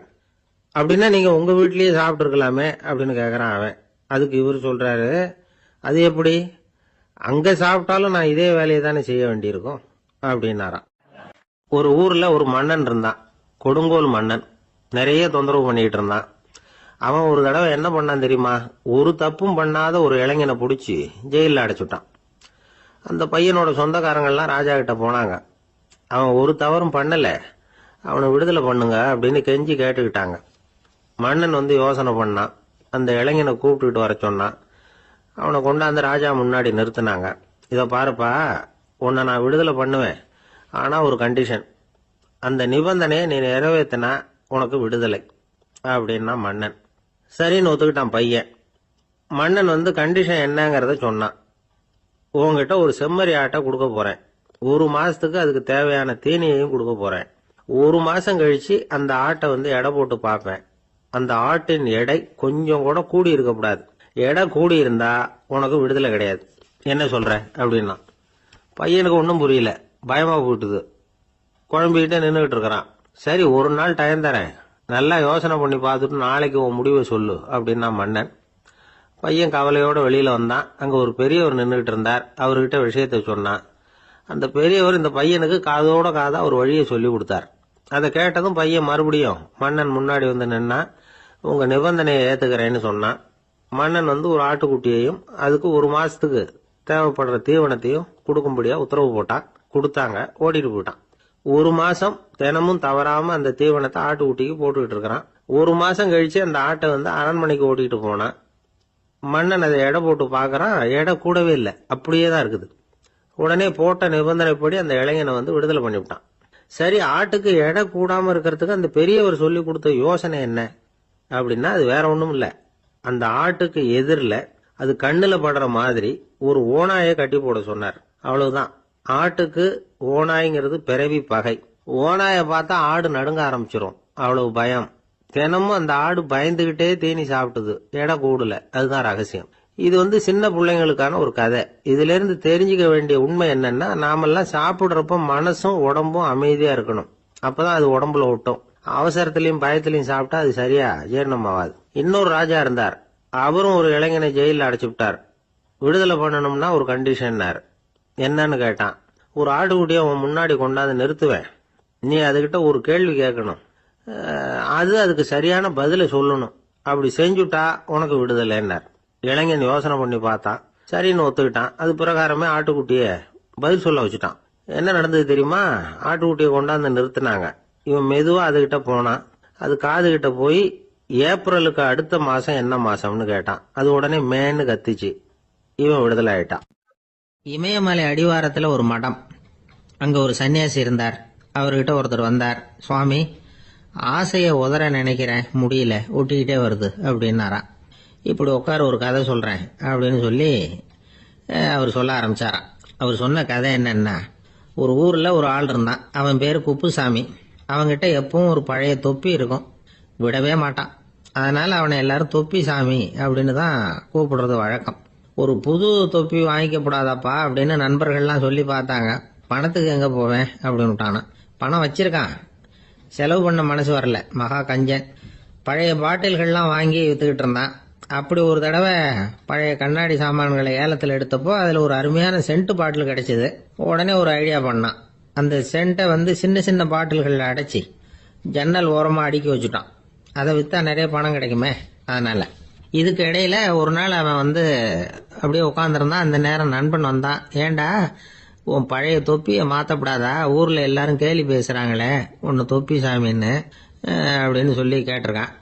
இந்த சென்ட் பாட்டில் விற்றதும் பணம் வரும், அதுக்கப்புறம் பார்க்கலாம் அப்படின்னு நானா இவன். சரி வா, நீச்சல் குளத்துக்கு போயிட்டு வருவோம் அப்படின்னு கூப்பிட்டுருக்கான் நண்பன். 2 பேரும் போனாங்க. அதே நேரம் அந்த ஊர் நீதிபதியும் அங்கே குளிக்க வந்தாராம். அவர்கிட்ட இருந்தது விலை வசந்த ஒரு புது தொப்பி. அதை அங்கே இருந்த ஸ்டாண்டில் மாட்டிவிட்டு குளிக்க போனார். இதுக்கிடையில குப்புசாமி குளிச்சுட்டு வந்தான். அவனுடைய பழைய தொப்பியை காணல. அந்த புது தொப்பியை பார்த்தா இது நண்பனுடைய வேலை தான் அப்படிங்கிறதாக புரிஞ்சுக்கிட்டு அதை எடுத்து மாட்டிக்கிட்டு வந்துட்டான். நீதிபதி குளிச்சுட்டு வந்து பார்க்குறாரு, தொப்பியை காணும். போலீஸில் புகார் கொடுத்தார். அவங்க தேடினாங்க. ஒரு மூலையில் பழைய தொப்பி கிடைச்சது. அடடா, இது நம்ம குப்புசாமியோட தொப்பி இல்லையா அப்படின்னு நானா ஒருத்தன். உடனே அவன் வீட்டுக்கு தேடிட்டு போயிருக்காங்க. அங்கே போய் பார்த்தா புது தொப்பி அங்கே இருக்குது. உடனே அவனுக்கு 1000 ரூபாய் அபராதம் போட்டாங்களாம். அவன் பணத்தை கட்டிவிட்டு ரொம்ப எரிச்சலோட வீட்டுக்கு வந்தான். பழைய தொப்பி கண்ணில் பட்டது. மறுபடியும், உன்னால தானே எனக்கு 1000 ரூபா நஷ்டம் அப்படின்னு சொல்லி அதை எடுத்துக்கிட்டு அப்படி போயிருக்கான். அந்த ஊர் குளத்துல வீசி எரிஞ்சுட்டு வந்துட்டான். அது மீன் பிடிக்கிற ஒருத்தன் கையில் சிக்கிச்சு. அவன் வர்ற வழியில் அதை எடுத்து வேகமாக வீசி எறிஞ்சான். அது நேராக குப்புசாமி வீட்டு ஜன்னல் வழியாக உள்ள இந்த சென்ட்டு பாட்டில்கள் மேலே உழுந்து எல்லாம் உடஞ்சி நொறுங்கி போச்சு. குப்புசாமி பார்த்தான். தோட்டத்தில் ஆழமாக ஒரு குழியை வெட்டினான். அந்த தொப்பியை போட்டான், மூடிவிட்டான். இதை அடுத்த வீட்டுக்காரன் பார்த்தான். ஏதோ புதையல் தான் வச்சிருக்கான் போல இருக்குன்னு நினைச்சான். போலீஸில் போய் புகார் கொடுத்துட்டான். மறுபடியும் போலீஸ் குழியை தோண்டினாங்க. பழைய தொப்பி மறுபடியும் வெளியில் வந்தது. எல்லாரும் சிரிக்கிறாங்க. அன்னைக்கு ராத்திரியே அந்த தொப்பியை எடுத்துக்கிட்டு நேராக புறப்பட்டான். ஒரு கல்லில் அதை சேர்த்து கட்டி குடிநீர் தொட்டி இருக்கும்ல, அதில் போட்டுட்டு வந்துட்டான். இனிமேல் என்ன பண்ணும் பார்ப்போம்னு. ஒரு நாள் திடீர்னு குழாயெல்லாம் அடைப்பட்டு போச்சு. மாநகராட்சி அலுவலர்கள் என்னன்னு பார்த்தா அந்த பழைய தொப்பி குழாயை அடைச்சிக்கிட்டு இருக்குது. இது குப்புசாமியோட தொப்பிங்கிறது தான் எல்லாருக்கும் தெரியுமே. உடனே குடிநீரை பாழாக்கணத்துக்காக குப்புசாமிக்கு கோர்ட்டு 2500 ரூபாய் அபராதம் போட்டுவிட்டுது. அதையும் கட்டிவிட்டு வெளில வந்தான். கடைசியாக முடிவு பண்ணான். ஒரு நெருப்பு குச்சியை கிழிச்சான். தொப்பியை கொளுத்தினான். எரிஞ்சது. எடுத்து வெளில எரிஞ்சான். கொஞ்ச நேரத்தில் தீ அணைப்பு படம் வந்துட்டுது. ஆமாம், இவன் எடுத்து எரிஞ்சது வெளியில் விழுந்து வீட்டு கூரையே பற்றிக்கிட்டு எரிய ஆரம்பிச்சுட்டுது. அவனோட பணத்தாசையும் அதோட சேர்ந்து எரிஞ்சு போச்சான். இப்படி ஒரு கதை. இந்த கதையை சொல்லி முடிச்சார் அந்த இமயமலை அடிவாரத்தில் இருந்த சன்னியாசி. இப்ப அந்த குப்புசாமி எங்க இருக்கிறான்னு கேட்டார் எதிரில் இருந்தவர். இதோ உன் எதிரிலே இருக்கிறான், நான் தான் அந்த குப்புசாமி அப்படின்னாரான் அந்த சன்னியாசி. அந்த குப்புசாமி கிட்ட இருந்தது மாதிரி ஒரு பழைய தொப்பி நம்ம ஒவ்வொருத்தர்கிட்டையும் உண்டு. அதை எப்படி தொலைக்கிறதுன்னு தெரியாம தடுமாறிக்கிட்டு இருக்கிறோம். அது என்ன தொப்பிங்கிறீங்களா? அதுதான் நம்மை சூழ்ந்திருக்கிற மாயை அப்படிங்கிறார் சுவாமி சின்மயானந்தர். மெய்ஞானம் கிடைக்கிறப்போ மாயை எரிஞ்சு போகும் அப்படிங்கிறது அவருடைய கருத்து. நம்மால் ஒருத்தர் வேகமா ஓடி வந்தார். காலில் மாட்டியிருந்த பழைய செருப்பு 2 ஆவேசமா தூக்கி ஒரு கிணத்துல போட்டுட்டு வெறுங்காலோட நடந்து வந்துகிட்டு இருக்கிறார். ஏன் அப்படி பண்ணீங்க அப்படின்னு கேட்டோம். அந்த செருப்புக்கு சொந்தக்காரன் பின்னாடி வந்துகிட்டு இருக்கிறான், அதனால அப்படி பண்ணேன் அப்படிங்கிறார் இவர். இந்த உலகத்துல எவ்வளவோ உயிரினங்கள் இருக்கு. ஒவ்வொன்றும் ஒவ்வொரு விதமா சண்டை போடுது. இப்ப 2 மாடு சண்டை போட்டுக்குதுன்னு வச்சுங்க, என்ன பண்ணும்? 2 முட்டிக்கும். அதுக்கு சண்டை போடுறதுக்கு ஆயுதமா உபயோகப்படுறது அதோட கொம்பு. 2 சேவல் சண்டை போட்டுக்குதுன்னு வச்சுங்க, அதுக்கு ஆயுதமா உபயோகப்படுறது அதோட கால் நகம். காலால தான் அது ஒன்னோட ஒன்று சண்டை போட்டுக்கும். ஆனால் 2 மனுஷன் சண்டை போட்டுக்கிறான்னு வச்சுங்க, இவன் இன்னதை தான் ஆயுதமாக உபயோகப்படுத்துவான்னு குறிப்பிட்டு சொல்ல முடியாது. கல்லை எடுப்பான், கத்தி எடுப்பான், துப்பாக்கி எடுப்பான், என்ன வேணாலும் பண்ணுவான். வாயால் திட்டுவான், கையால் அடிப்பான், காலால் உதைப்பான், சகலகலா வல்லவன். விலங்குகள்லாம் பொதுவாக வாயை சாப்பிட்றதுக்கு மட்டும்தான் உபயோகப்படுத்துது. ஆனால் இவனுக்கு சாப்பிட்றதுக்கும் அதுதான், சாப்பிட்டு விட்டு திட்டுறதுக்கும் அதுதான். ஆனால் ஒரு விஷயத்தில் மட்டும் கெட்டிக்கிறேன். அதாவது நாம் சண்டை போட்டுக்கிட்டாலும் பரவாயில்லை, கோழிகள் சண்டை போடாமல் இருக்கணும் அப்படின்னு ஆசைப்படுறான். எதுக்காக? கோழிகள் சண்டை போடாமல் இருந்தால் நிறைய முட்டைகள் போடுமா, அதுக்காக தான் இந்த அக்கறை. கோழி பண்ணை வச்சிருக்கிறவங்களுக்கு இது ஒரு பெரிய பிரச்சனை. அதாவது பண்ணையில் இருக்கிற கோழிகளுக்குள்ள அடிக்கடி சண்டை வந்துடும், அதனால முட்டை உற்பத்தி குறைஞ்சிரும். சரி, இதுக்கு என்ன பண்ணுறது? பண்ணையில் போய் உட்காந்துக்கிட்டு தினமும் பஞ்சாயத்து பேசிகிட்டு இருக்க முடியுமா? அமெரிக்காவில் கோழி பண்ணை வச்சிருக்கிற ஒருத்தர் இதை பற்றி யோசனை பண்ணி பார்த்தாராம். ஒரு வழியையும் கண்டுபிடிச்சிருக்கார். கோழிக்கெல்லாம் மூக்கு கண்ணாடி மாட்டி விட்டுட்டோம்னா அது சண்டை போடுற குணம் குறைஞ்சிரும், முட்டை அதிகமாகிடும். அந்த கண்ணாடியில் உள்ள லென்ஸ் சிவப்பு நிறத்தில் இருக்கணும், அவ்வளவுதான் அப்படின்னு அவர் கண்டுபிடிச்சாராம். இது ஏற்கனவே நடைமுறையில் கண்டுபிடிக்கப்பட்ட ஒரு விஷயம். ஆனால் எல்லா கோழிக்கும் சிவப்பு மூக்கு கண்ணாடி எப்படி மாட்டி விடுறது? அப்படியே மாட்டி விட்டாலும் அது நழுவாமல் இருக்கணுமே. இப்போ நாமெல்லாம் நடு வரலால மூக்கு கண்ணாடி நடுவில் தொட்டு அப்படி ஸ்டைலாக சரி பண்ணிக்கிறோம், அது மாதிரி கோழி எப்படி சரி பண்ணிக்கும்? இதுதான் பிரச்சனை. இதுக்கு அவர் என்ன வழி கண்டுபிடிச்சாருன்னா, கோழிக்கெல்லாம் மூக்கு கண்ணாடிக்கு பதிலாக விழியொட்டு வில்லைகள், கான்டாக்ட் லென்ஸ், அதை பொருத்தி விட்டா என்ன அப்படின்னு யோசனை பண்ணார். அதே மாதிரி பண்ணார்.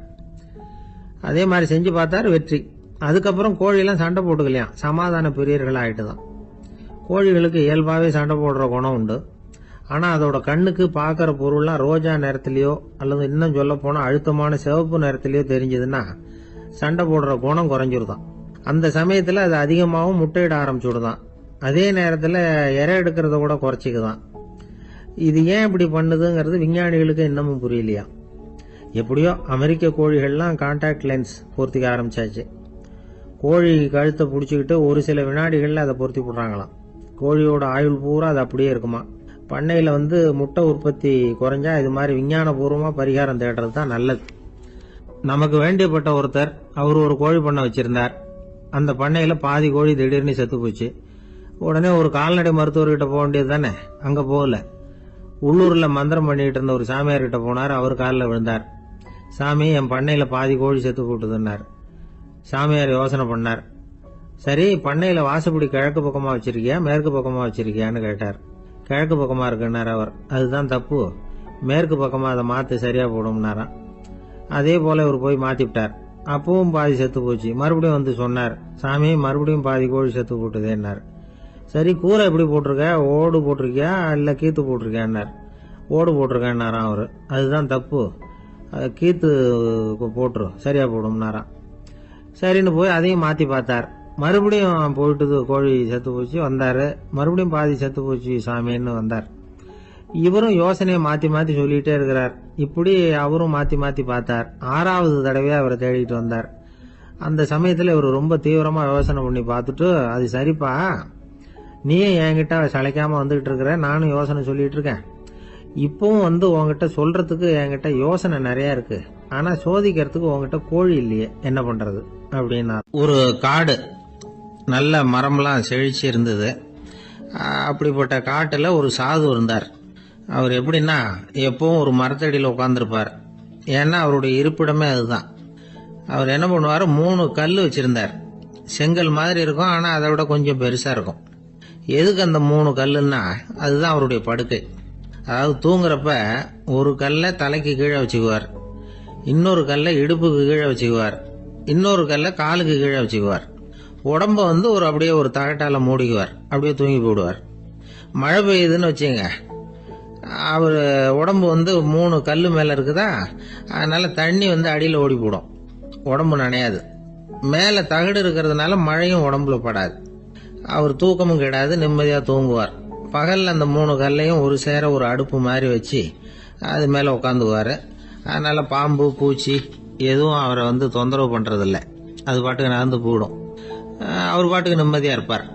யாராவது எதையாவது கொண்டுட்டு கொடுத்தா அதை வாங்கி சாப்பிடுவார், அவ்வளவுதான். ஒரு நாள் அந்த நாட்டு அரசன் காட்டுக்கு வேட்டையாட வந்தான். அந்த வழியாக வந்தப்போ இந்த சாது படுத்திருக்கிறத பார்த்தான், பரிதாபப்பட்டான். ஐயோ பாவம், இவர் இப்படி இந்த கல்லு மேல உடம்ப வச்சுக்கிட்டு தூங்குறாரு, என்ன பாடுபடுவார், இவரை நாம அரண்மனைக்கு அழைச்சிட்டு போய் சுகமா நிம்மதியா இருக்கிறதுக்கு வழி செஞ்சு கொடுப்போம், அது ரொம்ப நல்லா இருக்கும் அப்படின்னு நினைச்சான். அப்படி நினைச்சுக்கிட்டே அரண்மனைக்கு வந்துட்டான். அதுக்கப்புறம் ஒரு பல்லக்கையும் 2 சேவகர்களையும் காட்டுக்கு அனுப்பி அந்த சாதுவை மெதுவா இங்க அழைச்சிட்டு வந்துருங்க அப்படின்னு சொல்லி அனுப்பி வச்சான். இவங்க போய் அவர்கிட்ட விவரத்தை சொன்னாங்க. எனக்கு என்னத்துக்கு அரண்மனை வாசம் அப்படின்னார். இருந்தாலும் மன்னர் உத்தரவு, நீங்க அவசியம் வரணும் அப்படின்னாங்க இவங்க. சரின்னு சொல்லிவிட்டு வேற வழி இல்லாம புறப்பட்டார். புறப்படும் பொழுது என்ன பண்ணாருன்னா, மறக்காம அந்த 3 கல்லு, ஒரு தகடு அதையும் எடுத்து பல்லக்குல வச்சுக்கிட்டார். என்னத்துக்கு இதையெல்லாம் எடுத்து வைக்கிறாரு அப்படின்னு சொல்லி அவங்க யோசனை பண்ணாங்க. இருந்தாலும் அதை பத்தி ஒன்றும் கேட்கல. பேசாம அவரை அழைச்சிட்டு போய் அரண்மனையில் விட்டுட்டாங்க. அரசன் ஓடி வந்தான், வரவேற்றான், அறுசுவை உணவு படைச்சான். அவர் படுக்கிறதுக்கு தங்க கட்டில், பட்டு மெத்தை, இப்படி எல்லாம் ஏற்பாடு பண்ணி வச்சான். இங்க படுத்து ஓய்வு எடுத்துங்க அப்படின்னு சொல்லிவிட்டு அவன் பாட்டு போயிட்டான். மறுநாள் காலையில பார்க்கறான், சாது படுத்திருக்கிறார். எப்படி தெரியுமா, அந்த பட்டு மெத்த மேல 3 கல்லையும் வச்சு வழக்கம் போலவே அது மேல படுத்திருக்கிறார். அதுக்கு மேல தகடு. அரசன் பார்த்துட்டு அதிர்ச்சி ஆயிட்டான். என்ன சுவாமி இப்படி அப்படின்னா, சாது சொன்னார், எனக்கு தேவையும் இல்லை குறையும் இல்லை, எல்லா இடத்துலயும் எனக்கு ஒரே மகிழ்ச்சி தான் அப்படின்னார். மகிழ்ச்சிங்கிறது தங்க கட்டிலேயோ பட்டு மெத்தையிலேயோ இல்லை, அது மனசுல இருக்கிற ஒரு விஷயம். உண்மையான மகிழ்ச்சிக்கு வழி மனப்பக்குவம் அப்படிங்கிறது அந்த அரசனுக்கு புரிஞ்சுதான். இந்த காலத்துல ஒரு சாமியார், அவரை தேடி ஒரு சீடன் வந்தான். என்னாச்சு தெரியுமா, சுவாமி எனக்கு நிம்மதி வேணும், அதுக்கு என்ன வழின்னு கேட்டான். சாமியார் நிமிர்ந்து பார்த்தார். அப்புறம் சொன்னார், நீ ஏகப்பட்ட பேர்கிட்ட கடன் வாங்கி இருக்கிற, அதையெல்லாம் திருப்பி கொடுத்தாதான் உனக்கு நிம்மதி கிடைக்கும்னார். இவனுக்கு ஆச்சரியம். அது எப்படி சாமி, அவ்வளவு கரெக்டா நான் கடன் வாங்கினதை கண்டுபிடிச்சிங்க அப்படின்னா, உனக்கு கடன் கொடுத்து சாமியாரா போனதே நான் தான்ப்பா, அதனாலதான் இந்த கதிக்கு வந்தேன். என்கிட்டயே நிம்மதிக்கு வழி கேட்கிறிய, அதுதான்டா வேதனை அப்படின்னாராம் அவர். ஜப்பான்ல உள்ள ஒரு புத்த விகாரை, அங்க ஒரு வயசான பௌத்த குரு தங்கியிருக்கிறார். ஒரு நாள் ராத்திரி கடுமையான குளிர், அவரால் தாங்க முடியல. பார்த்தார், மரத்துல செஞ்ச புத்த சிற்பங்கள் அங்க நிறைய இருந்தது. அதுல ஒன்ன எடுத்து அதுக்கு தீ மூட்டி அந்த நெருப்புல குளிர் காஞ்சிட்டு இருக்கிறார். மர சிற்பம் தீ வச்சதும் படபடன்னு வெடிக்க ஆரம்பிச்சுட்டுது. அந்த சத்தத்தை கேட்டதும் அந்த புத்த விகாரையின் குருக்கள் வெளியில ஓடி வந்தார். இவர் ஆனந்தமா குளிர் காஞ்சிக்கிட்டு இருக்கிறார். அவரால் பொறுத்துக்க முடியல. தெருவில் தெரிஞ்சுக்கிட்டு இருந்த அந்த பெரியவரை இங்க தங்க அனுமதிச்சதே அவரு தான். இவர் இப்படி பண்றாருன்னு நினைச்சுக்கிட்டே அவரை கோபமா பார்த்தார். ஏன் இப்படி கோபமா பாக்குறீங்க, இப்படி உட்காருங்க அப்படிங்கிறாரு இவர். அவருக்கு இன்னமும் கோபம் வந்துட்டுது. எங்கள் கடவுளை எரிச்சுட்டீங்களே அப்படின்னு சத்தம் போட்டாராம். அப்படியா அப்படின்னு கேட்டுக்கிட்டே அந்த சாம்பலை கிளறினார் இவர். என்ன செய்யறீங்கன்னு கேட்டிருக்காரு அவர். நான் எலும்புகளை தேடுறேன்னாராம். நீங்க ஒரு பைத்தியம், இது ஒரு மர சிற்பம், இதுல எலும்புகள் கிடையாது அப்படின்னாராம். அவருக்கு கோபம் வந்துட்டுது. உடனே வெளியில போங்கன்னு கத்தியிருக்காரு. வெளியில தள்ளி கதவையும் சாத்தி விட்டாராம். மறுநாள் காலையில கதவை திறந்து பார்த்தா அந்த வயசான பெரியவர் ஒரு மைல்கல் மேல சில காட்டு பூக்களை வச்சு புத்தம் சரணம் கச்சாமின்னு சொல்லிக்கிட்டே இருக்கிறார். இவருக்கு சந்தேகமா போட்டுது. கிட்ட போனார். என்ன செஞ்சுக்கிட்டு இருக்கீங்கன்னு கேட்டார். இது என்னுடைய காலை நேர பிரார்த்தனைனாராம். நிஜமாவே நீங்க ஒரு பைத்தியமா தான் இருக்கணும், ஏன்னா அது ஒரு மைல்கல் அப்படின்னாராம். இப்ப அந்த பெரியவர் சொன்னாராம், நீங்க ஒரு மரத்தை புத்தரா நினைக்கும் பொழுது நான் ஏன் ஒரு மைல்கல்ல புத்தரா நினைக்கக்கூடாது? நான் புத்தரை எரிக்கலாம், ஏன்னா அவரை நான் நேசிக்கிறேன். அந்த சிற்பம் மரத்தால் ஆனதுங்கிறது எனக்கு தெரியும். நான் ஒரு மைல்கல்ல தொழலாம், ஏன்னா அது எனது பூக்களை தாங்குது. நான் இந்த மைல்கல்லுக்குள்ள மறைஞ்சிருக்கிற புத்தரை பார்க்கிறேன். யாராவது ஒரு சிற்பி இதை சிலையாக்கினாதான் நீங்க புத்தரை பார்க்க முடியும். அன்னைக்கு ரொம்ப குளிரா இருந்தது. நான் எனக்குள்ள இருக்கிற புத்தரையும் பாதுகாக்கணும். உள்ளே இருக்கிற புத்தரை காப்பாத்துறதுக்காக வெளியில உள்ள புத்தரை எரிக்கலாம், அதுல ஒன்றும் தப்பு இல்லை. அது அவருடைய போதனையிலேயே இருக்கு. உனக்குள் ஜோதியாக இரு அப்படிங்கிறது அவருடைய போதனை. என்னுடைய புத்தர் குளிர்ல நடுங்கிட்டு இருந்தார். அந்த மர சிற்பங்கள் வெயில் மழையில உணர்ச்சி இல்லாம இருந்தது, அதனால அப்படி பண்ணினேன். ஆனா நீங்க என்ன பண்ணீங்க? நான் ஒரு மர புத்தரை எரிச்சதுக்காக உயிருள்ள புத்தரை வெளியில தள்ளி கதவை சாத்தினீங்க அப்படின்னாரா அந்த பெரியவர். உண்மையான பக்திங்கிறது இதுதான். அதாவது உனக்குள் ஜோதியாக இரு அப்படின்னு புத்தர் சொன்னார் இல்லையா, அது மாதிரி தனக்குள் ஜோதியாக